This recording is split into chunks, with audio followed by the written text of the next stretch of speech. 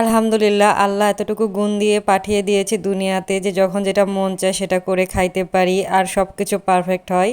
আজকে অনেক দিন পর রসগোল্লা তৈরি করলাম, একদম পারফেক্ট রসগোল্লা।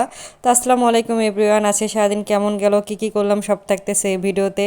আশা করি আজকের ভিডিওটা আপনাদের কাছে খুব ভালো লাগবে। সকালবেলা উঠে আমার জন্য এখানে পাস্তা রান্না করলাম, চিজ দিয়ে ওভেন বেক পাস্তা তৈরি করে খাইলাম। আজকে দুপুরে রান্না আমাকে করতে হয়নি, মা রান্না করেছে। এখানে শীতের শাকসবজি দিয়ে আর বাটা মাছ ভেজে ঝোল রান্না করেছে, মূলা পালং শাক সবকিছু মিক্স করে ঝোল রান্না। এত মজা হয়েছে শীতের দিনে দুপুরবেলা গরম ভাতের সাথে গরম ঝোল। দুপুরবেলা এখানে আমি চিড়া ভাজা, পাপড় ভাজা, আলু পাপড় ভাজা এগুলো সবকিছু করে নিচ্ছিলাম। রাতের বেলা মেয়ে জেগে থাকে, অনেক সময় ক্ষুধা লাগে, তো তাড়াহুড়া করে আমার করতে ভালো লাগে না, এই জন্য আগে থেকে করে বক্সে রেখে দিব। মা এখানে আবার তালের বড়া করে দিল, আমিও কয়েকটা ভেজেছি। আজকে সারাদিন অনেক ব্যস্ততার উপর দিয়ে দিন চলে গেছে, আমার টেরই পাই নাই এত কাজের পর কাজ করেছি।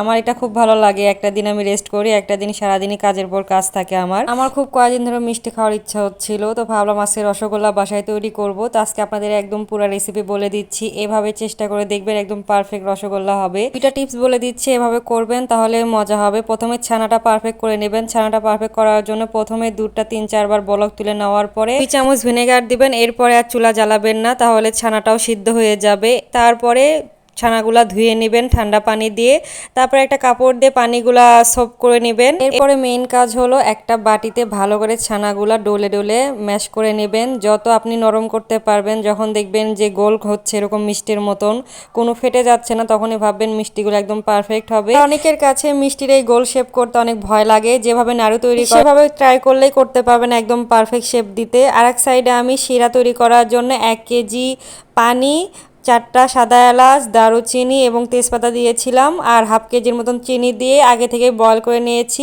এরপর একদম মিডিয়াম আঁচে সব মিষ্টিগুলো ঢেলে দেওয়ার পরে ঢাকনা দিয়ে দিলাম। 15 মিনিট বয়ল করে নেব। এই 15 মিনিটের ভিতরে আমি একবারও ঢাকনা তুলবো না বা মিষ্টিগুলো নাড়াচাড়া করব না। একদম 15 মিনিট পর দেখবেন যে পারফেক্ট হয়েছে। এর ভিতরে বারবার চেক করবেন, দেখবেন মিষ্টিগুলো একদম ফুলে বল হয়ে যাচ্ছে। আর এখানে আমি আরেকটা কথা বলতে ভুলে গিয়েছি, আমি 1.5 কেজি দুধ দিয়ে এতগুলো মিষ্টি তৈরি করেছি, প্রায় 2 কেজির বেশি মিষ্টি হয়ে গিয়েছে।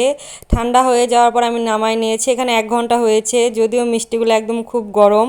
আমি এখানে সার্ভ করে দেখতেছি, আর দেখেন রসগুলো যখন আমি চিপতেছিলাম একদম পারফেক্ট নরম হয়ে গিয়েছে আর ফাটেনি। এত ভালো লাগতেছে যে অনেক দিন পর আমি মিষ্টি করলাম, একদম পারফেক্ট হয়েছে।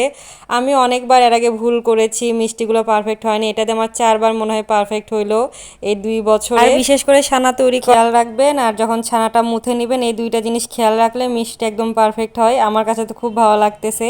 রাতের বেলা মাকে বললাম তেহরি রান্না করো, খুব তেহরি খাইতে ইচ্ছা হচ্ছিল। আমার মা আবার রাইস কুকারে খুব পারফেক্টভাবে তেহরি রান্না করে, ডিম বয়েল করেছিল। তো আজকের মতো এটুকুই, টাটা বাই বাই।